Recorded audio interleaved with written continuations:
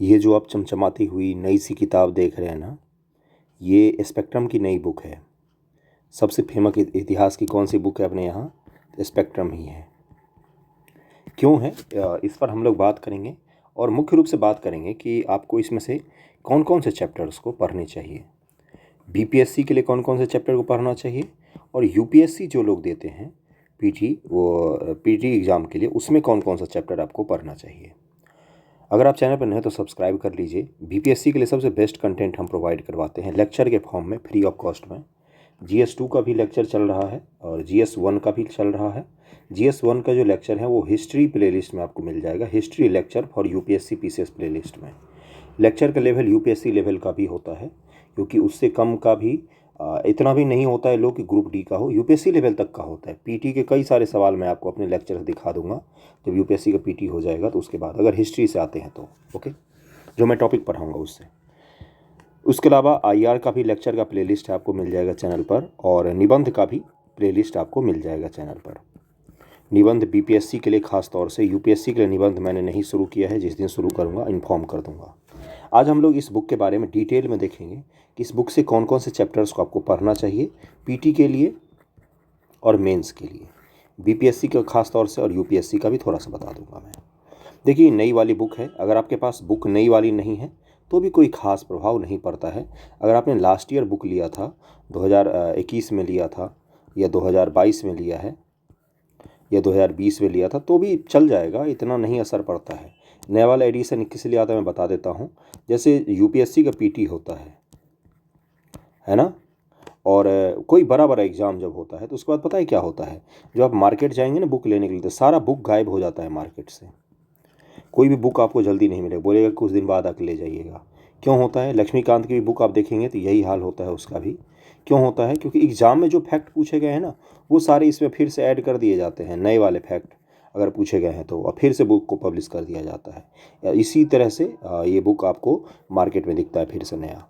तो जब आप अगली बार इस बुक को पढ़ते हो और फिर आप प्रीवियस ईयर क्वेश्चन देखते हो तो आप क्या बोलते हो, अरे इसी बुक से पूछा गया था। ऐसा नहीं होता है, लेकिन अपडेट बुक को इसी हिसाब से किया जाता है। अगर आप ध्यानपूर्वक देखेंगे तो आपने ये अनुभव किया होगा। ओके, खैर कोई बात नहीं। जो आपके पास बुक है, अगर 2020 का भी खरीदा हुआ है, 2021 का भी खरीदा हुआ है, तो भी वो चल जाएगा, कोई इसमें खास बदलाव की ज़रूरत नहीं है।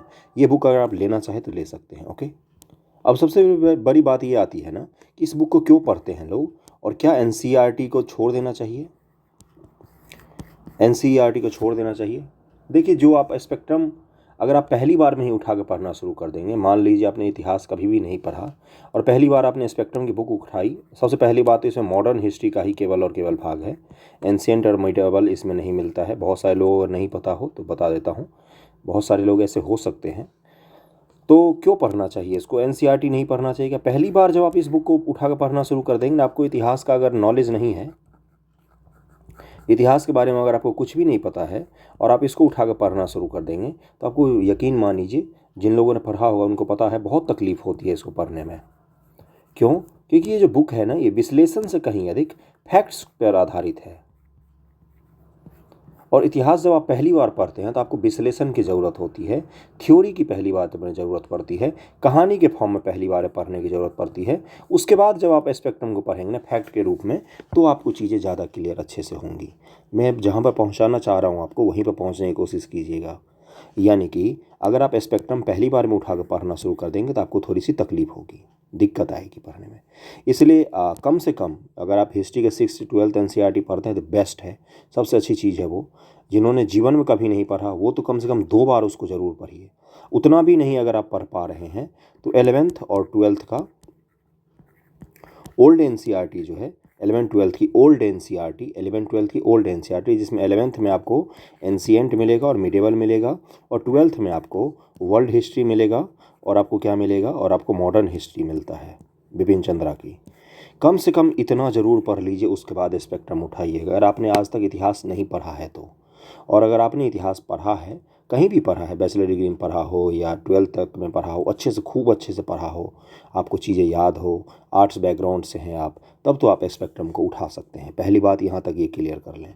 कुछ दिन पहले मैंने बीपीएससी के स्टूडेंट्स के लिए बोला था 69 जिनको देना है कि आप प्लीज़ एनसीईआरटी को पढ़ना शुरू करें, तो वो अपना एनसीईआरटी पढ़ते रहें।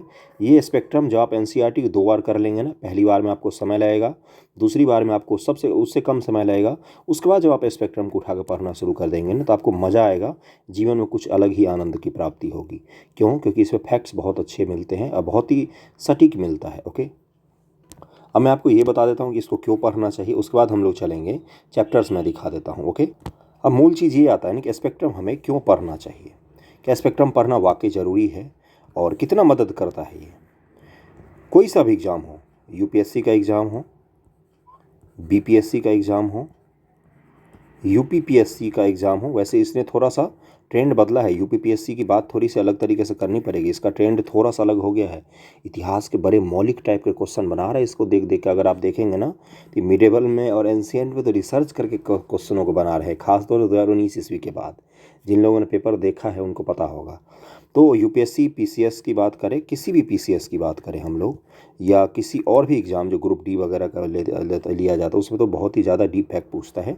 स्पेक्ट्रम आपको हर जगह मदद करता है। मॉडर्न हिस्ट्री के क्रम में क्यों मदद करता है ये मैं आपको बता दूं, क्योंकि इतना फैक्ट जो है ना, राजीव अहिर जी जिन्होंने इसको लिखा है, आप देखेंगे बुक के ऊपर तो आईपीएस हैं वो, राजीव अहिर, उन्होंने लिखा है इस बुक को। इस बुक में ना फैक्ट्स इतने अच्छे तरीके से दिए हुए हैं। और फैक्ट्स क्यों इतने अच्छे तरीके से दिया हुआ है? क्योंकि क्रमबद्ध तरीके में दिया हुआ है, क्रम में दिया हुआ है फैक्ट्स इसमें। ऐसा नहीं है कि भारतीय स्वतंत्रता आंदोलन शुरू हुआ, जैसे बीएल ग्रोवर की बुक बहुत बेहतरीन है, बेहतरीन बुक है, one of the best book लगती है मुझे, क्योंकि उसका विश्लेषण इतना अच्छा है कि मैं क्या ही बोलूँ।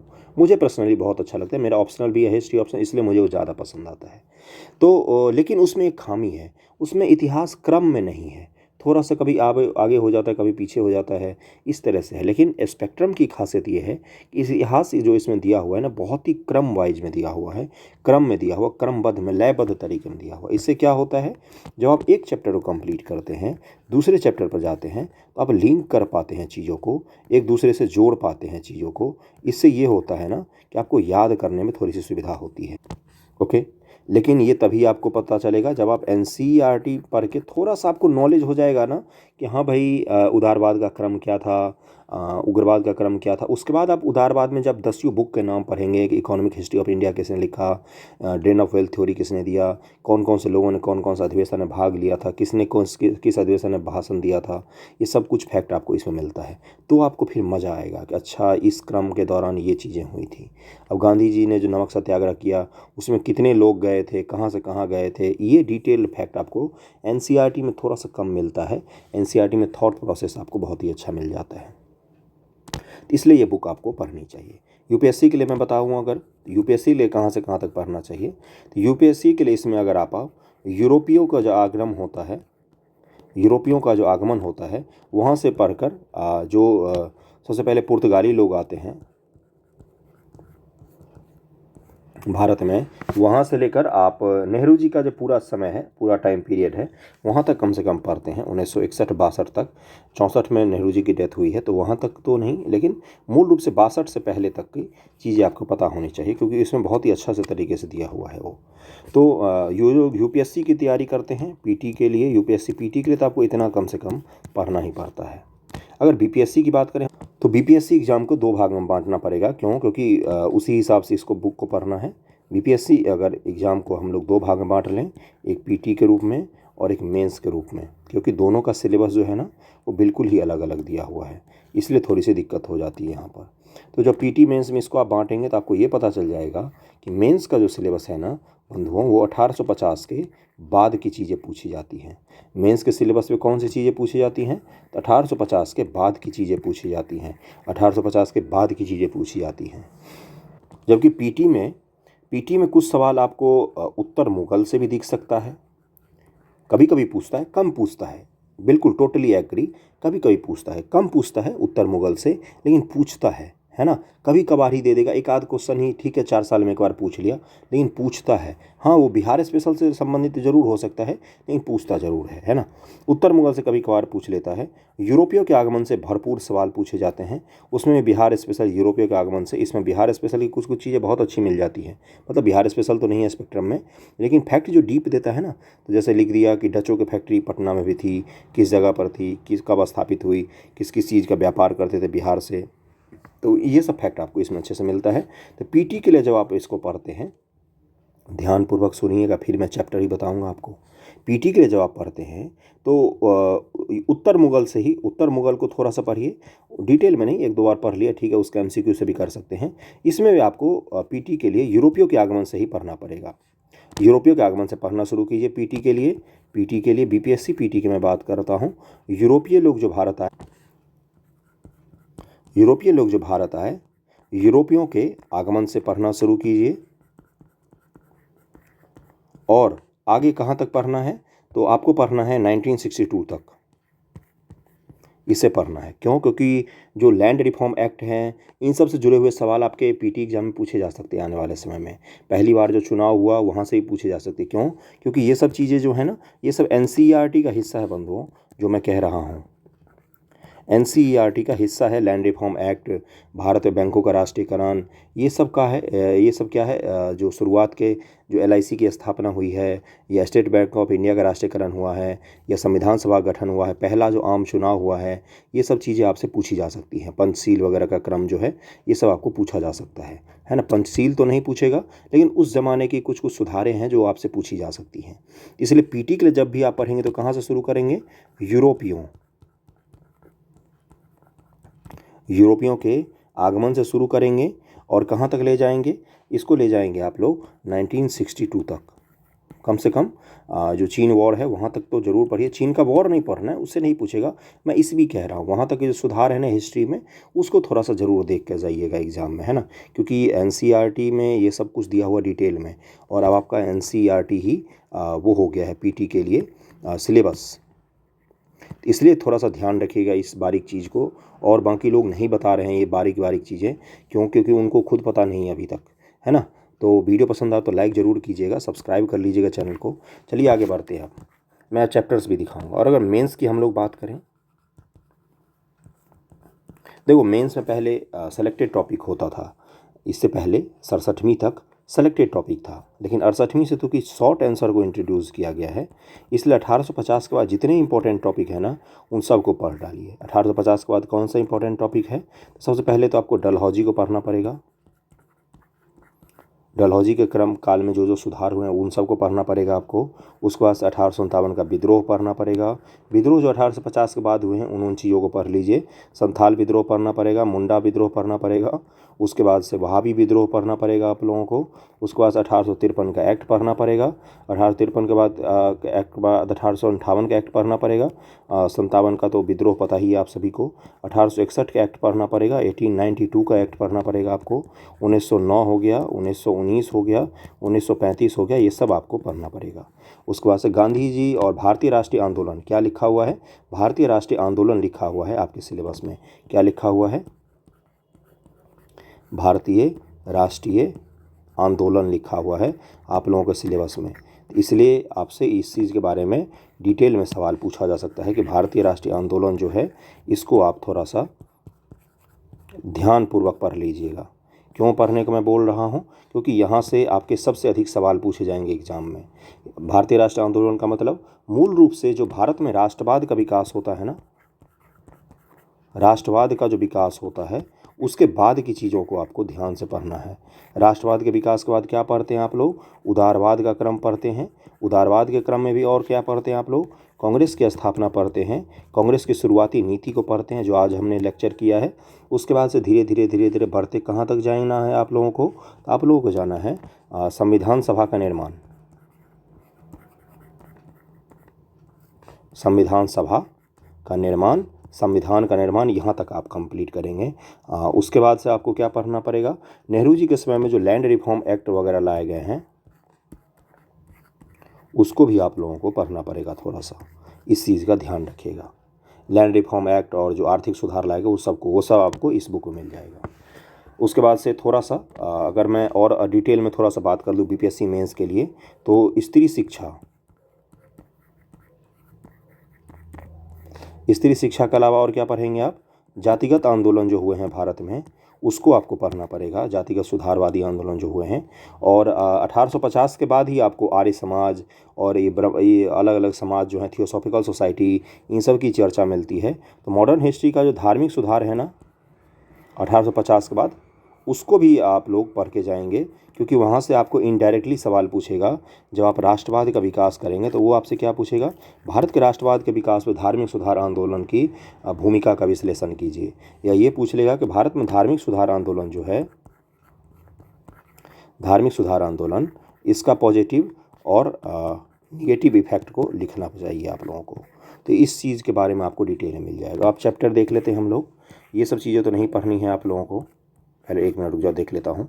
इतिहास लेखन के स्रोत मेंस के लिए नहीं पढ़ना है, पीटी के लिए भी नहीं पढ़ना है। आधुनिक भारत इतिहास लेखन के स्रोत, ये सब आपको नहीं पढ़ना है। भारत में यूरोपीय का आगमन, पीटी के लिए यहाँ से पढ़ लेंगे। पीटी के लिए यहीं से पढ़ना शुरू करना है आप लोगों को, और पूरा ये सब पढ़ना है, क्योंकि सवाल कहीं से भी अगली बार से पूछे जा सकते हैं। इस चीज़ का ध्यान रखिएगा। पीटी के लिए सारा कुछ पढ़ना है आपको। मुगल साम्राज्य का विघटन वगैरह थोड़ा सा इसको अगर इग्नोर भी कर देंगे तो ऐसा कुछ भी नहीं होने जा रहा है, इसलिए इस चीज़ का ध्यान रखिएगा कि इससे कोई फ़र्क ज़्यादा नहीं पड़ता है। ब्रिटिश शक्ति का विस्तार और सुदृढ़ीकरण, वेरी इंपॉर्टेंट पीटी के लिए। किस लिए? क्योंकि इसमें आपको मराठा निज़ाम और कर्नाटक वॉर, मैसूर का वॉर जो है, टिप्पू सुल्तान वगैरह और हैदर अली, वो सब कुछ आपको कहाँ पर मिलता है? तो आपको मिलता है अध्याय 5 में। और यहाँ से युद्ध और संधि क्या पढ़ना है? मूल रूप से युद्ध पढ़ना है और संधि को पढ़ना है डिटेल में, क्योंकि इसी से सवाल आपको पूछे जाएंगे। शॉर्ट फॉर्म में अगर पढ़ना हो तो इस चीज़ पर ध्यान रखिएगा।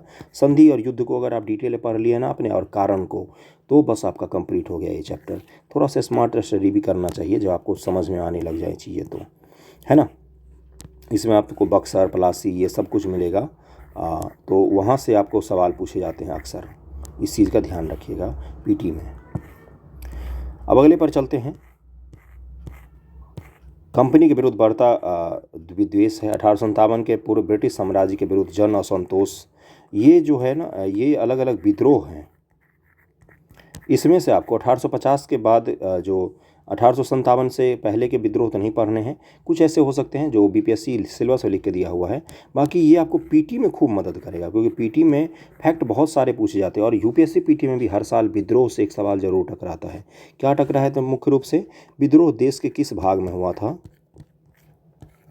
और विद्रोह का कारण क्या था, विद्रोह के नेता कौन थे, और विद्रोह का क्या परिणाम निकला था। मुख्य मुद्दे यही हैं, इसी सवाल पूछे जाते हैं। इसको आप लोग पढ़ सकते हैं। 1857 का विद्रोह, ये तो बीपीएससी मेंस और पीटी दोनों का सबसे फेवरेट टॉपिक है, और यहाँ से सवाल आपके पीटी और मेंस दोनों में बनते हैं। इसको जितना डिटेल में पढ़ सकते हैं, जितना अच्छे तरीके से पढ़ सकते हैं, पढ़िएगा। बहुत ही अच्छा चैप्टर है ये। उसके बाद ये सारा कुछ आपको पढ़ना है। सुधारवादी आंदोलन यहाँ से आप पढ़ सकते हैं। क्यों? क्योंकि ये जो चैप्टर है, सुधारवादी आंदोलन, सामाजिक धार्मिक सुधार, इसमें आप धार्मिक सुधार भी पढ़ते हैं और इसमें आप सामाजिक सुधार भी पढ़ते हैं। इसलिए ये दोनों मिलकर के आगे आपको क्रिएट करेंगे। तो राष्ट्रवाद का विकास वगैरह, कांग्रेस का विकास, ये सब समझने में आपको मदद करेंगे। जो आगे की पॉलिटिक्स होती है, जातिगत पॉलिटिक्स या सांप्रदायिक पॉलिटिक्स जो होती है, हिंदू मुस्लिम जो झगड़े शुरू होते हैं, या अलग अलग जो प्रतीक अपनाए जाते हैं राष्ट्रवादी आंदोलन के लिए, वो सब कुछ आपको इसी में मिलेगा। इसलिए इसको भी ढंग से पढ़ना है। स्त्रियों की दशा, दलितों की दशा, मुख्य रूप से इसी पर तो केंद्रित ही रहता है सुधारवादी आंदोलन। स्त्रियों की क्या दशा थी और दलितों की क्या दशा थी, इसी पर सुधारवादी आंदोलन अपना पूरा केंद्रित रहता है ना। बस यही तो था। इसको ज़रूर पढ़िएगा पीटी मेंस दोनों के लिए। सामाजिक सांस्कृतिक सुधार आंदोलन, इसको पढ़िएगा। ये मुख्य रूप से पीटी में आपको बहुत मदद करेगा। ओके, अगला चलते हैं। और देखिए, ये जो इतिहास के ये सब चैप्टर है ना, धार्मिक और सामाजिक सुधार आंदोलन, ये जब आप निबंध लिखेंगे ना, निबंध में आपको सबसे अधिक मदद करता है ये चैप्टर। क्यों? क्योंकि इसमें थॉट्स आपको मिलते हैं कि आप जैसे नाम मिलेंगे। अब जैसे जाति प्रथा पर आधारित आप निबंध लिख रहे हैं, आप उस पर जब ज्योतिबा फुले जी का नाम लिखेंगे तो आप कितना अच्छा निबंध होगा वो सोचिए ज़रा। इसी तरह से जब आप महिला शिक्षा की बात करेंगे तो सावित्रीबाई फुले जी का जब नाम लिखेंगे तो कितना बढ़िया हो जाता है वो सब चीज़ें। तो इसलिए उसको ज़रूर पढ़िएगा, क्योंकि आपके निबंध के पेपर में बहुत मदद करेगा ये दोनों चैप्टर, सामाजिक सुधार आंदोलन, धार्मिक सुधार आंदोलन को ध्यान रखिएगा इस बारीकी को। ओके, ये सब आपको पूरा पढ़ना है, क्योंकि इसमें आपको विवेकानंद जी से लेकर पेरियार तक सब कुछ मिलेगा। पेरियार यानी कि बिल्कुल कम्युनिस्ट मानसिकता, और विवेकानंद जी वेदांत दर्शन के प्रणेता। तो ये हमारे इतिहास की खासियत रही है, सब तरह के लोग आपको मिल जाएंगे इसमें से। और यहाँ से फैक्ट पीटी में आपको खूब सारा पूछा जाएगा। ध्यान रखिएगा, जो एक एक चैप्टर में बता रहा हूँ, अगर इतनी किताब हो सामने तो उसको घेर के पीटी मेंस कर लीजिएगा। स्वतंत्रता संघर्ष का आरंभ चैप्टर 5 से शुरू कर लीजिए। और आपको क्या करना है, अब चैप्टर 5 से आपको सारे पर मेंस के लिए लगा लेना है। जितने चैप्टर हैं चैप्टर 5 के बाद सब पर मेंस के लिए लगा लेना है, और पीटी के लिए तो है ही इसके बाद से।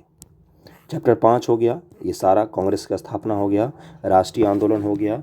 और इसी तरह से जब आप बढ़ते बढ़ते चैप्टर 13 अध्याय 13 क्रांतिकारियों का चरण हो गया, प्रथम विश्व युद्ध, राष्ट्रीय प्रत्युत्तर, जन राष्ट्रवाद के युग का आरंभ, इसको पूरा पढ़ते पढ़ते पढ़ते कहाँ तक आना है। देखो 35 चैप्टर पर पहुँच गए हम लोग। पूरा पढ़ना है, वहाँ से पूरा पढ़ना है, पूरा पढ़ना है। कहीं से भी सवाल पूछा जा सकता है, इस चीज़ का ध्यान रखिएगा। शॉर्ट आंसर जो 5-6 पूछ लेगा ना, तो वही पूरा खेल बिगाड़ देगा। और छोटे छोटे हैं, देखो ना मैं दिखाता हूँ।